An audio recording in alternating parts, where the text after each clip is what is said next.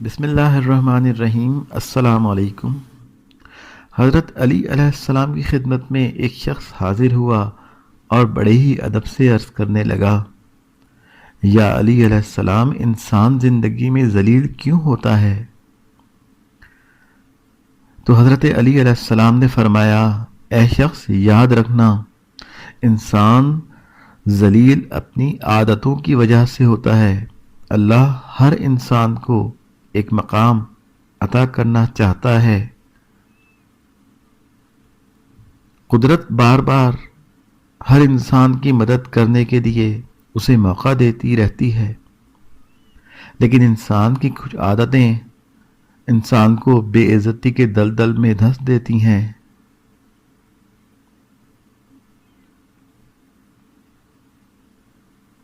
اور یوں انسان اللہ کی مخلوق کے سامنے ذلیل ہوتا رہتا ہے۔ تو وہ شخص پوچھنے لگا، یا علی علیہ السلام، وہ کون سی عادتیں ہیں؟ تو حضرت علی علیہ السلام نے فرمایا، جس انسان کے اندر یہ 3 عادتیں ہوں وہ اللہ کی مخلوق کے سامنے ذلیل ہوتا رہتا ہے۔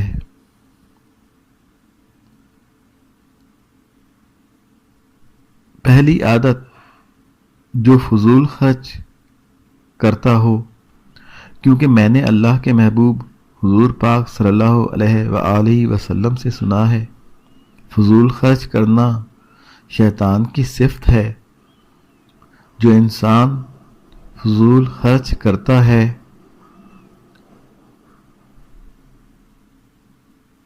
وہ مفلس ہو کے ذلیل ہو جاتا ہے۔ اور دوسرا، جھوٹ بولنا۔